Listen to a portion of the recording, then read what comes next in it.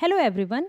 Welcome to Chronicle IAS. My name is Shivani Tripathi, and in this session of our new NCERT GS Beginners Foundation Course 2026, we will study about the strategy to prepare the first subject of our series, that is history. And in this session we will also look how to integrate PYQs of different exams along with NCERT and then follow a good and significant strategy so that it can help you to build your strong concepts in history. So basically this session is all about mastering history through new NCERTs from class 6 to class 12th. As you all know that in our series, that is new NCERT GS Beginners Foundation Course 2026, we are targeting history and other subjects class 6 to 12th NCERT. So we are targeting NCERTs of different subject, and in this session we will learn how you can go and follow class 6 to 12th NCERT when it comes to history, because history is a subject which requires a lot of analysis. There are a lot of facts, there are a lot of concepts as well, and there are a lot of linkages in which you have to study things chronologically. You have to study a particular event in a more proper way than the other event depending on the PYQ analysis. So it is very important for you to study these things in a very strategical manner so that you can help your concepts building, the kind of concepts which you study in history, in a very strong manner, so that it retains in your mind and it helps you to learn the facts as well as understand it. Because when you solve particular question in exams, it is very important that you have the particular story in your mind so that you can just solve that question from that story. And that story building in itself is very important, because when you prepare for some competitive exams, it is very important that you do not only read the story, but you learn the facts as well. And when you strategize your curriculum, your studying habits and your study routine for a particular subject, you should think of all those things. And history is very important subject because there are a lot of facts, there are a lot of information. We are studying history of the largest democracy of the world, that is India. So it is not easy, and it will not be very simple that you just read it and you will be able to solve the questions. Okay, so you have to begin this journey of studying history with a proper planning, so that when you will study it and when you will revise it again and again, the solving questions become cakewalk for you. Okay, so let's move forward and understand that why NCERTs matter in history preparation. Because as we have already seen that NCERTs are one of the most authentic source when it comes to the preparation for different exams, which includes general studies as its syllabus. And why is that? Because these all exams targets the syllabus of general studies from the reference of graduation. And the NCERTs are written in a manner that it helps you to build concepts from basic to advanced in a very chronological and a very summarized manner, so that it becomes very comprehensive for you.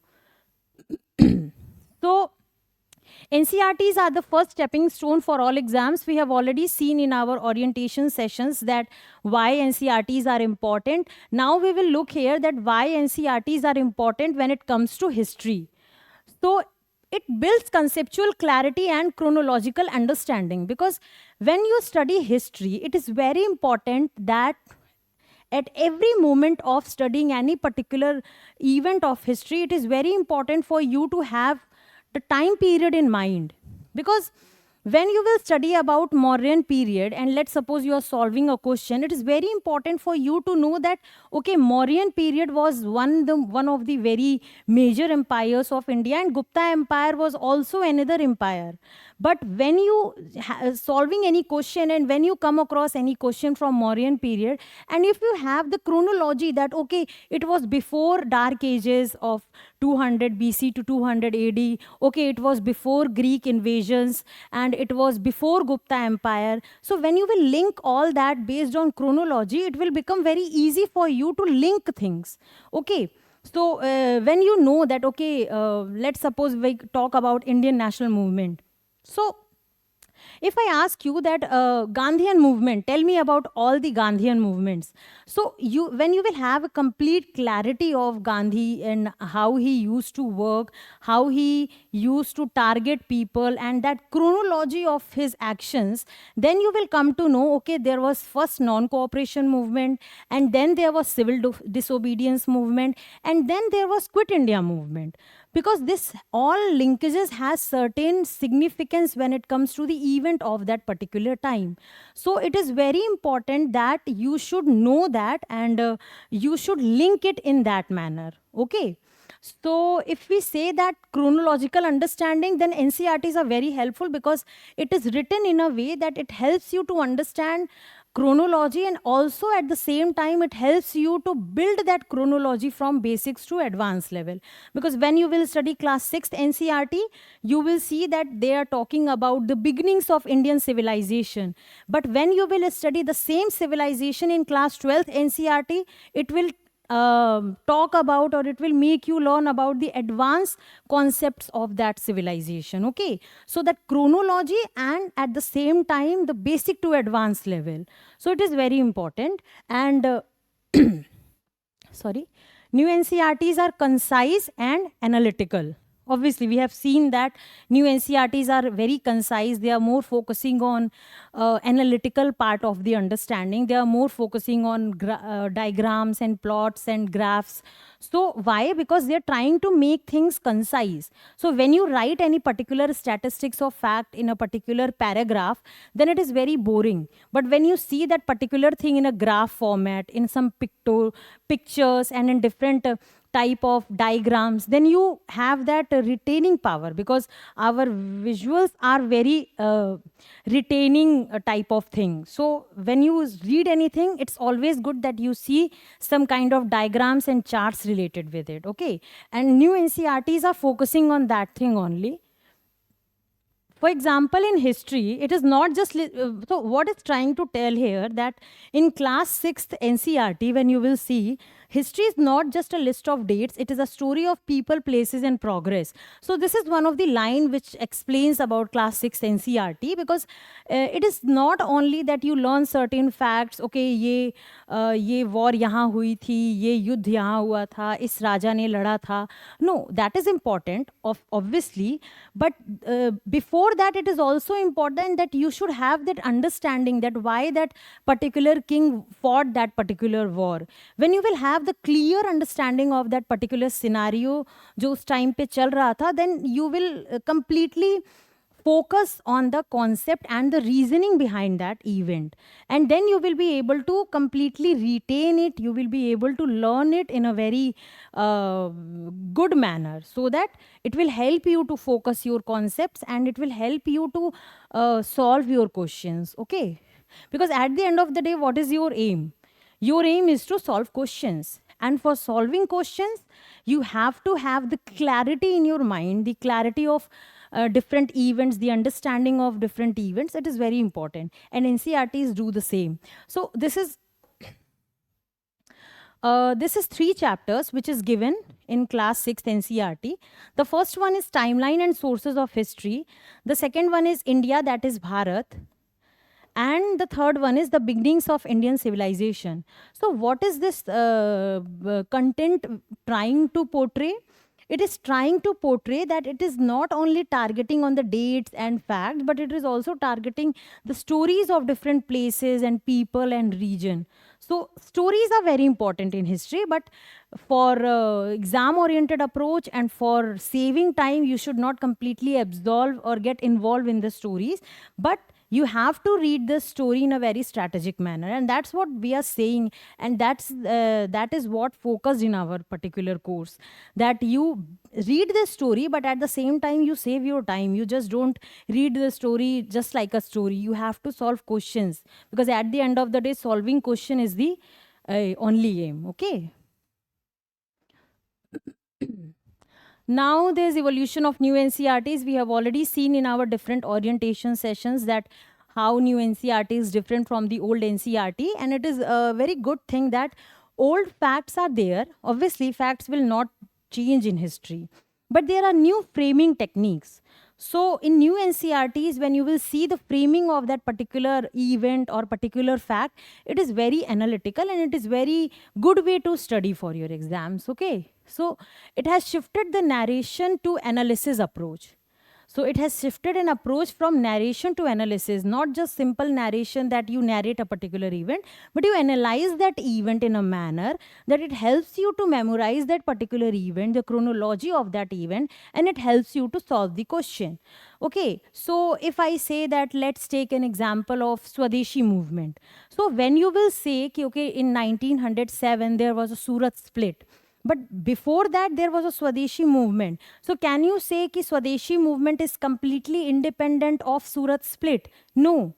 The controversy between extremists and moderates were going at that point of time.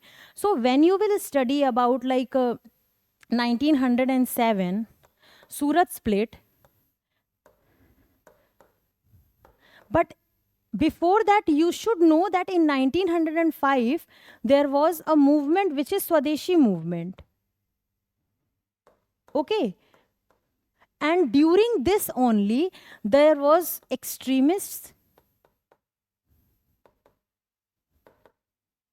and moderates, and their controversy, their disagreements were going on. So this thing, this whole three events, these three topics, they are different in an approach. They're completely three different things. But when you will study history, you can't just study that about extremists and moderates differently without studying about Swadeshi movement or Surat split, because this is all interlinked. So narration is important. Narration is very important, that who were extremists, who were moderates. But at the same time, it is very important to analyze this particular event in a manner that it helps you to build your concepts and it helps you to understand things, so that when you see a particular question in your exam, you recall that particular analysis part of your brain, and then you say, okay, no, this happened and this happened, and it becomes just a way to solve your questions. Because when I used to give different exams, then in that also it happened just like that, that certain events helped me to memorize the fact, no, this is not, this is the thing. Because when you focus on analytical part, it helps you directly or indirectly. Okay, and that's why there are reduction of repetition and bias in new NCRTs. Instead of repeating a theme again and again, it helps you to get in a more neutral form and in a more universal form, so that it gives you what is important and just filters out what is not. So it focuses on themes, perspectives, and continuity, and integration of maps and visuals. We have already seen that there are different maps and visuals in order to portray certain things. So for example, I have taken this particular graph in which these pictures are trying to tell you something. So when you will see the first part, you can see trained armies deployed to conquer neighboring kingdoms. So let's suppose there is a kingdom which wants to conquer particular kingdom, the neighboring kingdom. So what used to happen at that point of time was that kings used to capture small kingdoms, and they used to have a certain autonomy in a particular region. So that is only possible when they fight war and capture the neighboring kingdoms. So the armies are employed for that, and then there are fortified settlements, because fortification is done. You can see this.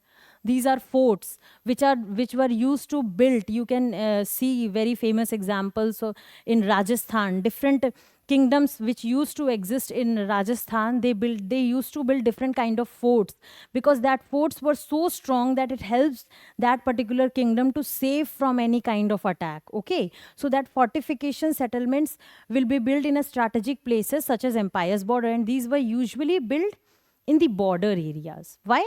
Because when you will completely seal the border, and you can see in today's foreign policy and national security events also, the first thing which comes to mind when it comes to nation security is to have a strong protection at the borders. Okay, because if borders will be protected, then only you can protect the country. So borders are very important. So that used to happen from that point of time only. Okay, we are just evolving with technological things, but there are certain things we are learning from past. Okay, now this was To expand into an empire, a kingdom might first wage war against neighboring territories so as to conquer them. As I have always said, कि for expansion of an empire, for expansion of particular kingdom, it is very important कि rajas and kingdoms, they were trying to attack different countries, different neighboring kingdoms, and try to capture them because they wanted to expand their empire,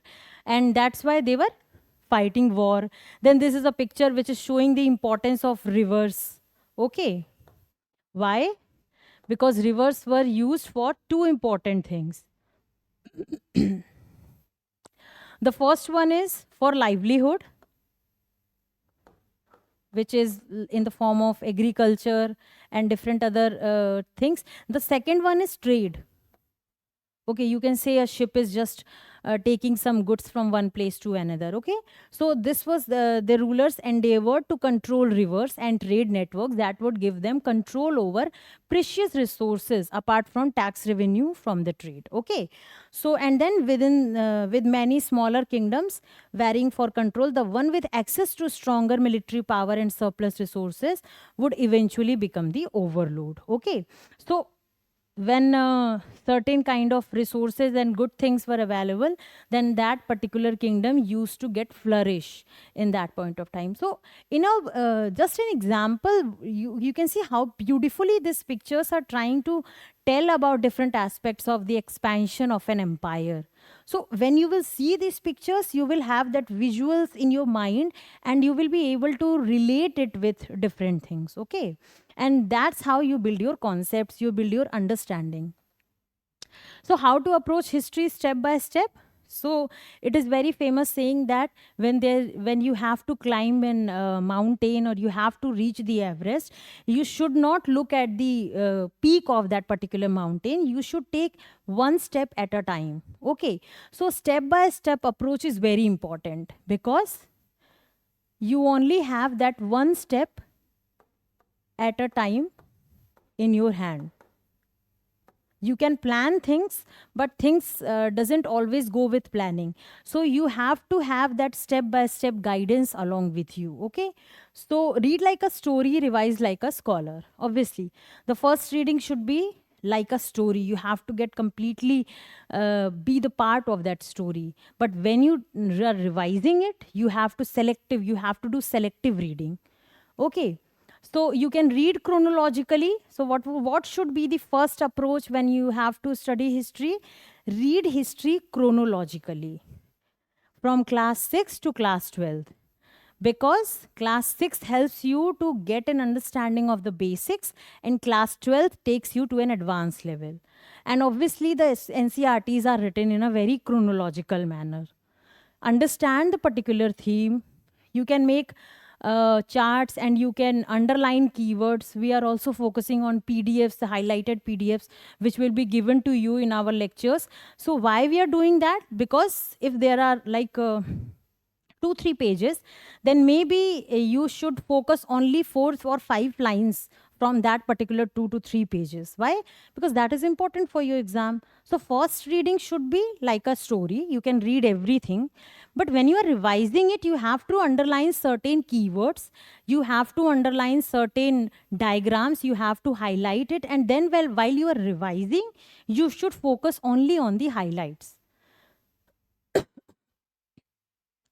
Now you can link facts with PYQs, because we have seen the importance of PYQs. So for example, in class 6, we will study about class 6 NCRT, Bhimbetka rock shelters. And Bhimbetka rock shelters, the questions in different exams have been asked multiple times. And that is given in class 6. So when you will try to link it with UPSC PYQ, or even other exams PYQ, such as UPPSC, BPSC, SSC, CDS. So in these exams, you can link these PYQs along with NCRT reading. Okay? Then you can make notes from NCRT. Don't just copy. You can connect. You can make certain mind maps. You know, there's a certain kind of questions in history where there is a chronology, like asking about which empire was first, which empire was last, which ruler of that particular empire founded that kingdom, which ruler ended the last war of that kingdom. That is all very important. So let's suppose there is a topic called Delhi Sultanate. Okay, so in this there were 4 to 5 different empires at different point of time. Okay, so first was slave dynasty, the second was Khalji, the third was Tughlaqs. Okay, so in this way, you can see that there is a chronology of different empires. So when you will build a certain acronym to study the chronology, to connect the dots, you will retain that particular information in your mind for a very long period of time. Okay, so this is just to tell you that, okay, fine. Now, if you will see that in different empires, there were different rulers and their chronology. Aibak was first, then there was Iltutmish, and then there was Razia Sultan. Okay. So when you will study this in a particular chronology, then you will be able to not only copy the facts from that particular book, you will be also able to connect the dots. Okay. One-liners, maps, and themes. Again, summarizing a particular 6 to 7 lines in one lines is a very good art form, and our class hand notes will be given to you in such a format that it summarizes the complete chapter into one-liners in a very brief notes form. Okay, so you can read that one-liners, you can make your own notes in the form of one-liners, maps, and different themes. Like Indian national movement is one theme, extremist and moderates का जो time period है, that is another theme. Different revolutionary things were different theme. So you can make your notes and maps theme wise also. You can, along with that, you can add PYQ tags beside important sections. Okay, so let's important you are making notes for Indian national movement. So what you can do, you can write different one-liners based on PYQs. Then you can also write theme-wise. You can just make theme-wise maps, charts, certain chronology. Okay, so these things, when you will add a PYQ note, and then maybe you can add certain other notes which are very miscellaneous kind of things. Okay, so let's suppose you are giving any mock test on Indian national movement. So you can write certain one-liners of that particular mock test which are very important, and this, in this way, you will completely cover this particular Indian national movement in a very comprehensive manner. You have made one-liner notes from NCRTs. You have also attached PYQ themes along with that. You have made theme-wise maps, charts, and chronology. And when you will solve any kind of mock test, which we are also providing in our course, so at that point of time, you will add different informations from that particular mock test as a form of value addition. And in that way, you will complete this particular topic in a very strategical manner, and it will help you to completely revise this topic very easily in a very less time. So let's say how you can integrate PYQs exam wise. So let's see different PYQs. This is just to show you that how you can integrate it with when you're preparation, because here what we have seen that we have to integrate PYQs with themes. Okay, so practice without PYQs is like history without dates. Obviously, you have to practice. And the first thing which comes for practice is previous year questions. So there's a question about which of the following is not true about Barabar Hill Cave. There are 4 options. Okay, the answer is D. These inscriptions date back to 6th century. So what is asked here? Not true about Barabar Hill Caves, because Barabar Hill Caves belong to 3rd century BC. So it does not belong to 6th century BC. Not correct is asked in the question, and that's why you can see the answer here. It is located 30 kilometer from Gaya, and it were used by ascetics from Ajivika sect, and these are related to Mauryan period and of 3rd century BC. Why? Because Mauryan, even if you know that it was built for Ajivika sects during Mauryan period, then you will have that understanding, okay, Mauryan period belonged to 6th century, not. It belonged to 3rd century BC. You can easily eliminate this option because it is asked not correct. And when you will have that particular story in your mind that, okay, Barabar Hill Caves was built by Mauryan during Mauryan period for Ajivika sect, then if you will have this story in your mind, which is possible only if you read in a very basic to advanced form and in a chronological manner, then you will understand, no, Mauryan period belonged to 3rd century. Then this will be wrong. Okay, so that is the way how you can learn from PYQs as well, because just simply reading a particular text will not help you. So let's see the other question from, so this question belonged to UPSC, sorry, UPPCS Prelims 2017. Okay, now let's see a question from SSC CGL 2010. So what does the question say? Mahatma Gandhi was profoundly influenced by the writings of, and there are certain options. So when you will study Gandhian movement, before that there is a chapter which we will also discuss in our upcoming lectures about Gandhi. So when you will study about Gandhi, the first thing which you read about Gandhi is that he was deeply influenced by certain personalities. So one of them is Gopal Krishna Gokhale. So he used to be called as the guru of Mahatma Gandhi. Mahatma Gandhi used to call him his political guru. And there's another person who is Leo Tolstoy, which influenced Mahatma Gandhi in a significant manner. So there are certain international authors, leaders and writers who influenced Mahatma Gandhi, because Mahatma Gandhi was a very well-read person. So if you will study certain dimensions about the personalities and influences of Mahatma Gandhi, you will have that clarity in your mind, okay, Leo Tolstoy was the one person. Because if you will read little bit also, you will come to know that, okay, Bernard Shaw has no such influence on Mahatma Gandhi. Then Karl Marx, no. Lenin was definitely not. Because when you will have that understanding of Gandhi and his ideology, you will understand the influences on him. And in this question, the answer was Leo Tolstoy. The other question is, Dr. Rajendra Prasad persuaded Mahatma Gandhi to come to Champaran to investigate the problem of peasants. Okay. The second statement is, Acharya J.B. Kripalani was one of the Mahatma Gandhi's colleagues in his Champaran investigation. This question is asked in IS prelims, like UPSC CSC prelims 2010. And the right answer here is obviously B, because which of them is correct is asked.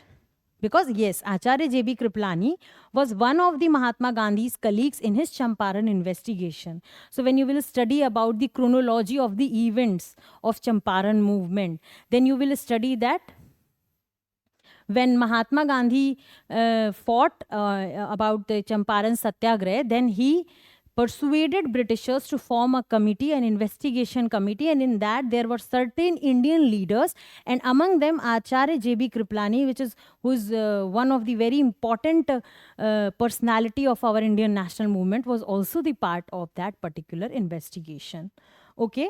And Rajendra Prasad persuaded Mahatma Gandhi. No, it is very famously, we all know that it was Rajkumar Shukla who persuaded Mahatma Gandhi. Okay. Because this is the first thing which you will study in Champaran Satyagraha, because that was a time when Gandhi just came in India and he was traveling the whole country to look that, okay, this particular place has this problems, because he was told by his political guru to first understand the complete country, because he was living in South Africa and he studied in Europe. So he had to understand the country. And this was the first time in Champaran Satyagraha when he stepped into a movement. So why? Because Rajkumar Shukla persuaded him to come and see the situation. Okay, so when you will have these connective linkages in your mind, then you will be able to focus the complete understanding on that particular theme which is important from PYQs. Okay, now there's another question. Now see, the same question is asked in different exams, in UPPCS, Uttarakhand PCS, again UPPCS, again UPPCS. So when you target a particular exam, you see about its PYQs and they are often repeated. So why don't we take important themes based on PYQs only? Why should we see here and here too much mock test and model MCQs? PYQs are the ultimate model test for you, okay? So this question is, Vande Mataram become the theme song of Indian national movement during Swadeshi movement. So when you will study about different aspects of Swadeshi movement, you will understand that yes, Vande Mataram became the theme song of that particular movement. So these were different PYQs which was trying to tell you that when you study theme wise and you link that particular theme from PYQs, by analyzing PYQs, you will come to know that this theme is more important, this is less important. So let's suppose you study history in a way that you read once all. Then when it comes to revision, you filter out things. Okay. Filter out things based on what? Based on PYQs.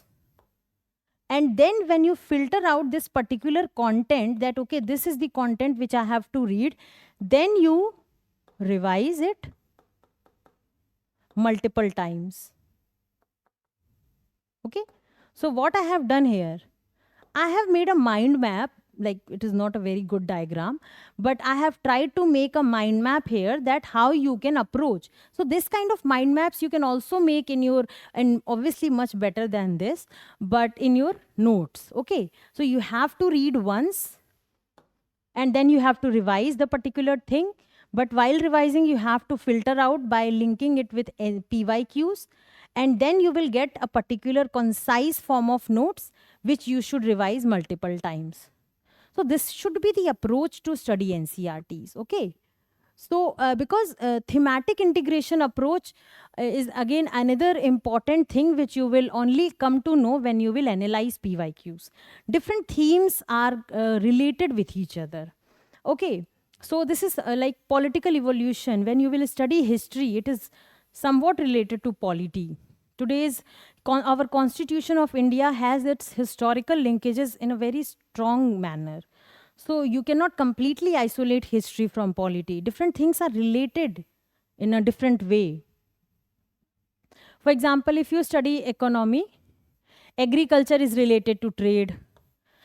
In art and culture, art is related to a particular religion. Okay, so you should integrate these different themes with each other while studying, and that is only possible when you start from basics.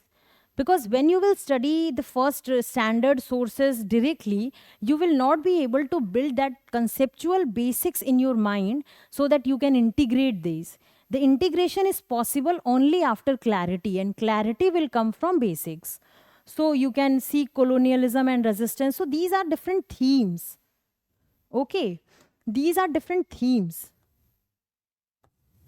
which you can correlate while you are studying. Like, and this will also help you to solve the questions in mains.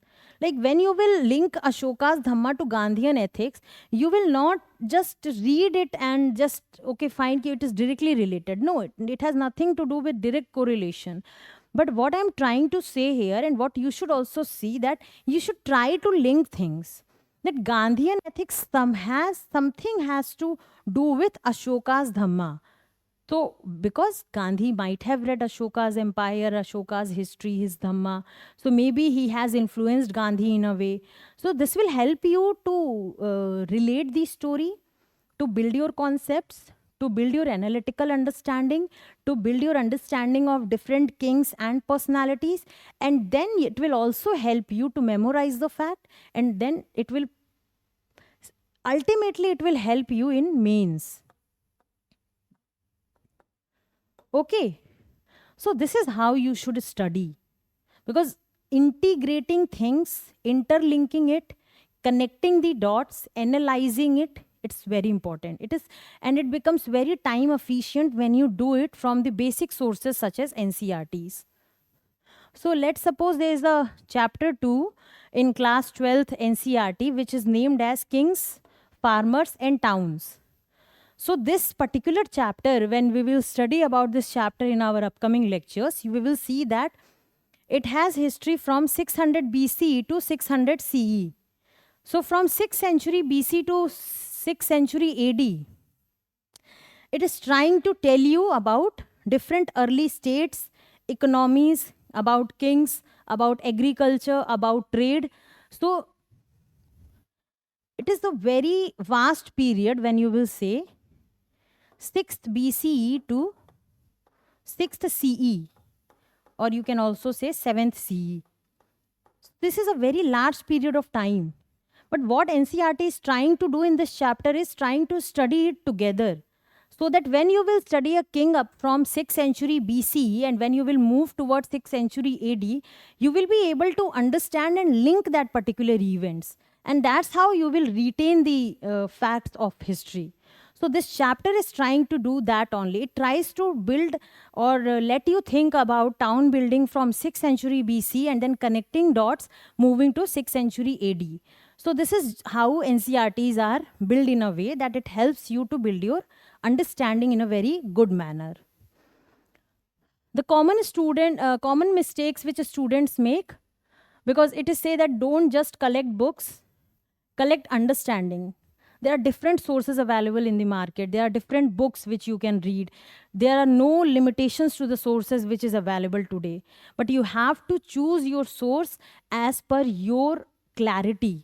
And that clarity comes only if you understand about your mistakes. You should know your weaknesses and what are the primary things which is done by students. Reading summaries only. Don't think that you will be able to solve PYQs of history or you will be able to attain good marks in model MCQs when you will just read history of a particular time. No, it's not possible. You have to know the story behind it. Okay, so reading summaries only is not a good thing. Skipping maps and visuals, never ever you should skip maps and visuals, because you never know which map and which visual, which story will help you in your exam. It's not always the books or the reading, lethargic reading, which helps you to solve the questions. Different things you should be aware, you should be able to focus everywhere at a time. Okay, so when you are reading a book, read that particular charts which are given in NCRTs, and in our upcoming lectures we have also integrated that question so that you don't miss out that. Okay, world history events are often important, so we'll try in our history lectures that you should at the same time you should learn about Indian history and certain aspects of world history as well, so that you can build both the things, you can connect it. So weekly revision will be given to you. PYQ mapping, as I have already said, PYQ mapping is the most important thing when it comes to preparation. So what should be the quick revision framework? Summarize notes. In our course, we will give you class notes. And we will also give you PDFs. So you can summarize it. You can read the book in one go. Either you can read our highlighted PDFs and class notes only. That is also very sufficient for you. You can follow 5W1H formula. This is very, very, very important formula when it comes to history preparation. Who, what, when, where, why, how. Take any theme and try to answer these questions. For example, Gandhi.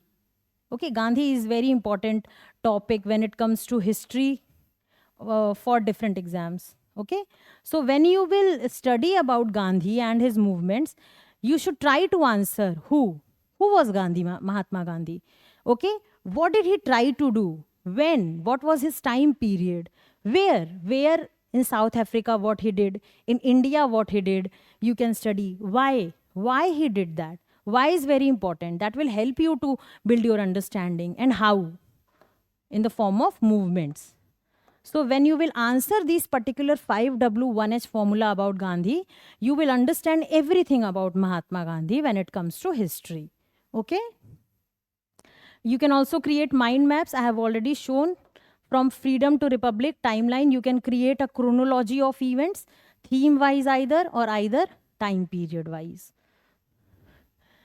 And then there is certain closing thoughts, which is the most important thing in our this session.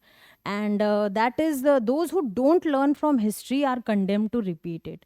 You might have heard this quote everywhere. It is very important that you should not repeat the mistakes which have already been repeated by different your seniors. You should learn from them and you should try to avoid it. Okay? So learn smartly, revise strategically, and apply tactically, because it's not the hard work which is very important. Smart work is the most important thing as well. So you can combine it. You can combine hard work and you can combine smart work. Both is important. You have to give your particular hours in studying, and at the same time you have to strategize it. So you have to work smartly. Okay, so master new NCRTs from our course, which is new NCRT GS Beginners Foundation Course 2026. We are going to start our lecture now onwards, because this was the strategy session to show you how you should solve different questions from history, how you should approach, how you should try to integrate PYQs with new NCRTs. In this session, we have seen all these things, and we will try to deliver the same things in our lecture also, so that you have the clarity of a particular subject when you are attending our lectures. Thank you so much.